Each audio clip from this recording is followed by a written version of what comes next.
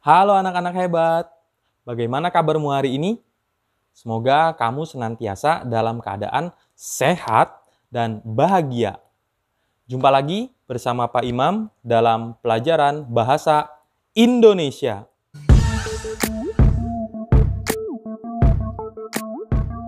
Pada kesempatan kali ini, Pak Imam akan membahas tentang tugas akhir dalam teks laporan percobaan.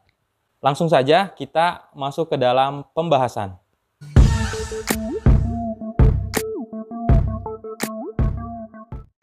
Menulis laporan hasil percobaan pengaruh cahaya matahari terhadap pertumbuhan kacang hijau. Teks laporan hasil percobaan pelajaran Bahasa Indonesia. Jadi ini perpaduan antara pelajaran IPA dengan pelajaran Bahasa Indonesia. Isinya adalah pelajaran IPA, tapi menulis laporannya adalah masuk ke dalam pelajaran Bahasa Indonesia. Jadi saya ingin coba memadukan dua pelajaran dalam satu kegiatan. Tugas akhir. Tugas akhirnya adalah membuat laporan percobaan pengaruh cahaya matahari terhadap pertumbuhan kacang hijau. Ketentuan umum tugas. Pertama, tugas dapat dikerjakan sendiri atau berkelompok. Jadi kamu boleh mengerjakan ini sendiri, boleh juga berkelompok. Jika berkelompok, maksimal jumlahnya adalah 4 orang dalam satu kelompok. Untuk anggota kelompoknya siapa aja, bebas, kalian bisa memilih sendiri. Nanti tinggal dilaporkan ke saya melalui grup WA. Misalnya, Pak Imam, tugas akhir saya berkelompok 2 orang, gitu. Misalnya boleh. Yang kedua, waktu pengerjaan tugas adalah 14 hari sejak tugas ini diberikan. Jadi kalau hari ini diberikan, maka 2 minggu yang akan datang adalah waktu mengumpulkan tugasnya. Bisa kalian kerjakan dalam waktu 1 minggu, itu lebih baik. Jadi lebih cepat, lebih baik. Yang pasti saya berikan waktu 14 hari, lebih dari ini saya tidak terima lagi. Karena ini waktunya sudah panjang, 2 minggu. Yang ketiga, tugas dikerjakan dengan melakukan praktik langsung, bukan cari dari internet atau sumber lain. Jadi kamu benar-benar mengerjakan tugas ini secara langsung. Yang keempat, penilaian utama dalam tugas adalah aspek kebahasaan dan kelengkapan tugas. Jadi inti utamanya adalah kebahasaan, pilihan kata, dan sebagainya. Yang kelima, tugas dikumpulkan melalui tautan Google Form yang diberikan oleh guru. Jadi saya akan berikan tautan atau bahasa Inggrisnya link ke dalam grup WA seperti pelajaran biasa. Nah, kamu akan mengirimkan tugas melalui itu. Yang keenam, selain mengirim tulisan, peserta didik juga harus mengirim foto peserta didik sedang memegang kecambah atau tugas yang nanti akan kalian berikan. Jadi kurang lebih kalian akan bersuah foto atau difotokan oleh orang sambil memegang tugas kalian. Jadi fotonya betul-betul foto diri kalian. Jadi ada orangnya, ada tugasnya. Selanjutnya, ketentuan kelompok. Ini untuk yang ingin berkelompok. Anggota maksimal berjumlah 4 orang. Jadi maksimalnya 4, tidak boleh lebih dari 4. Jadi boleh sendiri, boleh berdua, boleh bertiga, atau berempat. Anggota kelompok ditentukan sendiri, jadi silakan kalian pilih teman sendiri. Kalau bisa yang dekat dengan rumah, jadi kalau mau berfoto bareng atau kerja kelompok jadi lebih enak. Tetapi tetap harus memperhatikan protokol kesehatan, ya, pakai masker dan sebagainya. Yang kedua, tugas dapat dibagi-bagi. Nah, ini untuk yang berkelompok, misalnya anggota pertama yang menanam dan mengamati pertumbuhan kacang hijau, gitu ya. Anggota kedua menyusun latar belakang dan kajian teori. Tapi di sini kajian teori tidak saya berikan. Berarti melakukan hal lain. Yang ketiga misalnya menulis hasil pembahasan dan simpulan. Kemudian dijadikan satu, saling mencatat semuanya, baru nanti akan dikumpulkan masing-masing. Tugas dikumpulkan melalui tautan Google Form secara sendiri-sendiri berdasarkan hasil kerja kelompok.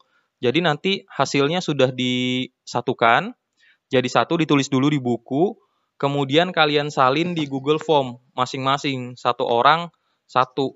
Jadi kalau berfoto berarti kalian nanti fotonya dibagi-bagi untuk 4 orang. Misalnya kalian berempat nih, ya. Catat semuanya, tapi untuk mengirim tugasnya kalian masing-masing, gitu. Namanya nama kalian masing-masing. Kemudian foto yang dikirim adalah foto semua anggota kelompok sambil memegang kacang hijau yang sudah tumbuh. Jadi kalau 4 orang atau 3 orang, kalian minta difotokan kalian bertiga sambil memegang hasil kerja kalian. Selanjutnya cara kerja. Ini yang harus kalian lakukan. Setelah kalian menyaksikan video ini, yang harus kalian lakukan adalah yang pertama, siapkan alat dan bahan. Ya, kemudian lakukan langkah kerjanya. Nanti saya berikan alat dan bahannya, terus langkah kerjanya bagaimana. Kemudian kalian buat tabel pengamatan. Nanti contoh tabelnya saya berikan. Kemudian lakukan pencatatan setiap hal yang terjadi pada kacang hijau selama 6 hari. Jadi pengamatannya 6 hari, mulai dari hari pertama, hari kedua, dan berikutnya. Yang kelima, sambil waktu berjalan, jadi kan ini pengamatannya 6 hari. Nah, selama 6 hari itu, apa yang kalian lakukan? Nah, kalian susun latar belakang, ditulis dahulu, gitu, ditulis di buku. Jadi, selama 6 hari itu, kalian sambil bekerja. Kemudian susun kajian teori. Kajian teori ini saya batalkan, jadi tidak perlu kalian kerjakan. Jadi cukup latar belakang, kemudian catat alat, bahan, dan langkah kerja. Gitu. Jadi kalau dibagi kelompok nih enak. Jadi yang menyusun latar belakang siapa, nanti yang mengamati siapa, dan sebagainya. Tapi kalau kerja sendiri, berarti kalian sambil mengamati, sambil merangkai kata untuk menyusun latar belakang. Kemudian, jika sudah hari ke-6 pengamatan, berarti kan sudah selesai pengamatannya, tabelnya sudah penuh, baru kalian buat pembahasan dan simpulan. Ya. Kemudian buka tautan tugas dan catat semua hasil kerja kamu. Jadi yang tadi kamu catat di buku, kamu pindahkan ke Google Form. Kemudian kamu kirim. Nah, ini alat dan bahan yang harus kamu siapkan. Ya. Yang pertama, alat dan bahan yang harus digunakan dalam percobaan ini adalah alat. Sediakan 2 gelas air mineral yang transparan. Jadi gelas aqua gitu ya. Sediakan. Kemudian kapas secukupnya. Kemudian siapkan penggaris. Kemudian siapkan label. Label itu boleh label yang Tom and Jerry gitu, atau kalian buat dari kertas kemudian kalian tempel di gelasnya. Itu untuk memberi nama, ini gelas A, ini gelas B gitu. Kan ada 2 gelas.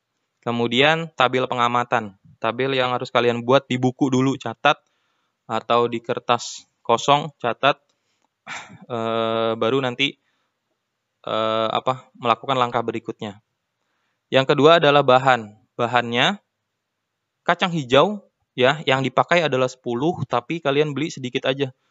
Kemudian air. Nah, untuk kacang hijau ini kalian tidak perlu beli banyak ya, sampai sekilo atau setengah kilo atau 1/4 kilo. Kalian minta tolong ke orang tua kalian mungkin yang belanja ke pasar atau ke warung. Beli saja 2.000 gitu, minta sedikit buat tugas. Nah, gitu. Jadi nggak perlu banyak-banyak gitu ya. Jadi saya harap tidak merepotkan. Syukur-syukur kalau punya di rumah gitu kacang hijau yang masih mentah gitu. Jangan bubur ya, jangan bubur kacang hijau kalian beli. Tapi kacang hijau yang masih mentah. Baik, langkah kerja. Ini yang perlu diperhatikan. Langkah kerja dalam percobaan ini. Yang pertama, ambil 2 gelas air mineral, dibersihkan, kemudian diberi kapas kurang lebih bawahnya ya. Diberi kapas dalamnya, kurang lebih setinggi 2 cm, kemudian diberikan air sedikit. Saya sih mengukurnya 2 sendok teh. Pokoknya jangan sampai kapasnya terlalu basah atau terlalu kering. Jadi sedang-sedang saja gitu. Jangan sampai terendam gitu ya. Jadi yang sedang aja, asal kapasnya basah aja. Begitu.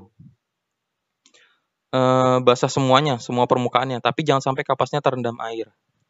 Yang kedua, beri label pada gelas. Ini boleh pakai label, boleh pakai spidol sebetulnya. Yang jelas dinamakan gelas A dan gelas B.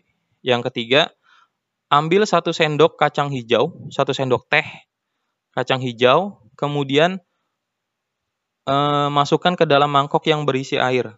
Ini untuk menguji mana kacang hijau yang baik, mana kacang hijau yang kurang baik.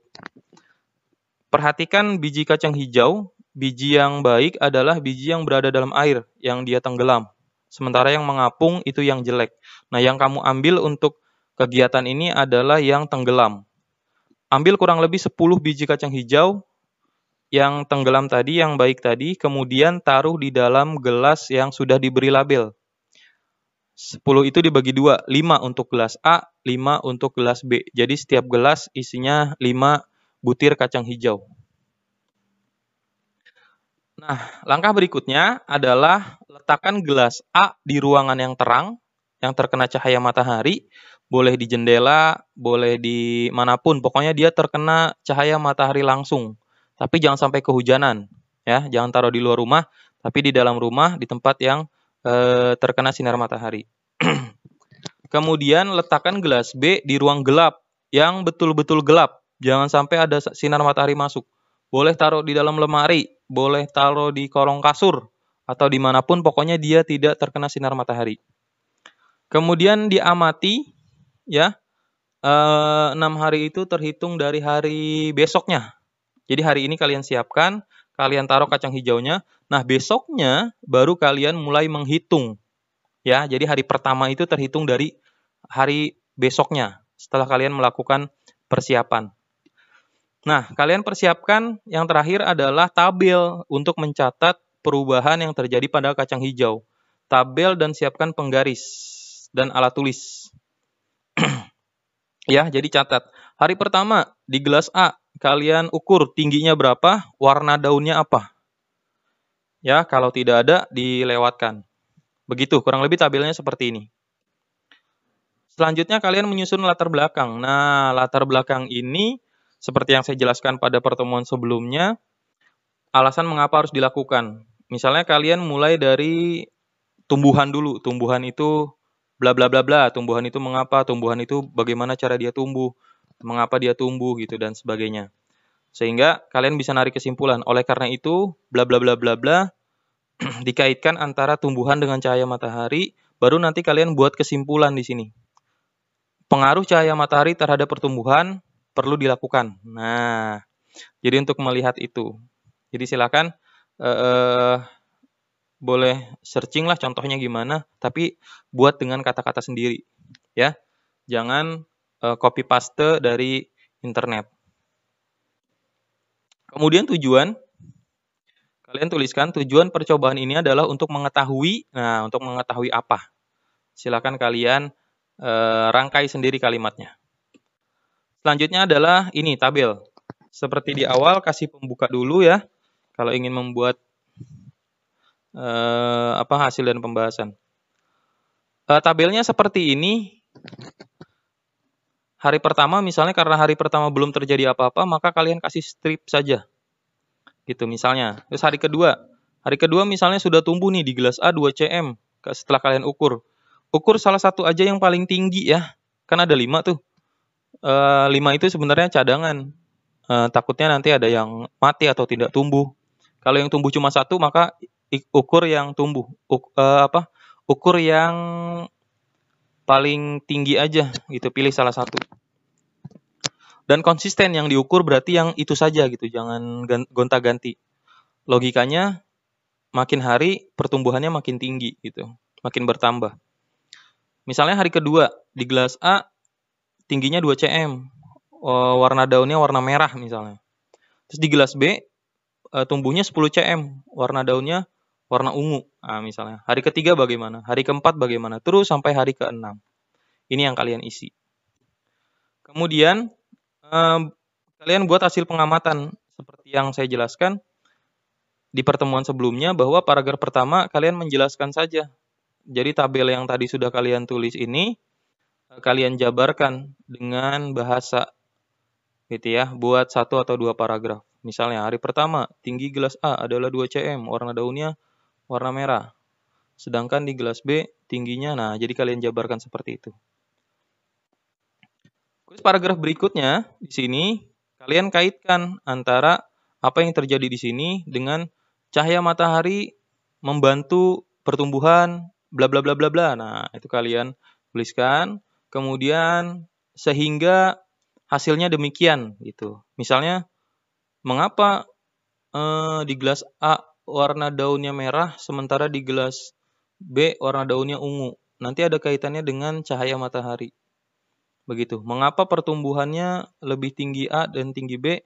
Nah, itu kalian tuliskan semua di hasil pengamatan ini. Ya, hasil dan pembahasan. Tulis tangan dulu, dirangkai dulu, kalau salah ya tinggal coret. Baru nanti pindahkan ke Google Form. Simpulan, nah, kalian menarik kesimpulan, dimulai dengan kalimat berdasarkan hasil percobaan pada kacang hijau di 2 tempat berbeda, dihasilkan bahwa, nah, hasilnya apa? Dari hasil pengamatan kalian sendiri.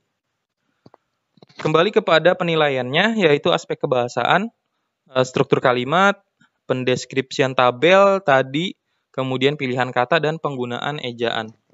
Jadi harus diperhatikan. Intinya adalah penggunaan bahasanya. Selanjutnya, ini contoh foto ya, ketentuannya harus ada orang sama kecambahnya. Ini saya ibaratkan orang, ini kecambahnya. Kalian boleh pegang kecambahnya kemudian difoto. Nah, nanti pengumpulan tugasnya melalui Google Form, tampilannya seperti ini ya. Seperti biasa, ini apa ya, atasnya, kepalanya, ketentuannya, kemudian kalian tulis nama, kelas, nah latar belakang yang tadi sudah kalian susun pindahkan di sini, ketik di sini, kemudian tujuannya, kemudian alat dan bahan, kemudian langkah kerja. Nah, ini kalian harus mengunggah gambar tabel pengamatan. Jadi tabel kan tadi kalian tulis di buku atau di kertas HVS, begitu. Kemudian kalian foto dan kalian kirim, gitu ya. Tinggal menekan tambahkan file atau bahasa Inggrisnya add file. Gitu ya. Klik di sini, foto tadi diunggah, kemudian kalian catat hasil dan pembahasan di sini. Kemudian catat simpulan, kemudian kalian mengunggah foto diri memegang kecambah. Kita kalau kelompok berarti ini foto yang berempat itu. Begitu. Jadi ada 2 foto yang harus kalian unggah. Yang pertama foto tabel. Yang tabel yang sudah diisi ya, yang sudah terisi di hari ke-6. Kemudian kalian unggah foto diri memegang kecambah. Jadi ada 2 foto dan sisanya jawaban ini. Ya, lalu dikirim. Nah, waktunya 14 hari. Semoga dapat terselesaikan dengan baik. Nanti saya akan pantau setiap jam pelajaran. Oke? Bagaimana? Sudah paham dengan tugasnya? Kalau masih ada yang kurang jelas, kamu bisa menghubungi Pak Imam melalui WA atau melalui grup. Ya, semoga penjelasan Pak Imam dapat dipahami dengan baik dan membantu kamu untuk menyelesaikan tugas ini dengan baik. Ini adalah perpaduan antara pelajaran bahasa Indonesia dengan pelajaran IPA. Karena semua pelajaran itu saling terkait atau terhubung. Baik, itu saja yang bisa Pak Imam sampaikan. Kurang lebihnya mohon maaf. Assalamualaikum warahmatullahi wabarakatuh. Sampai jumpa lagi.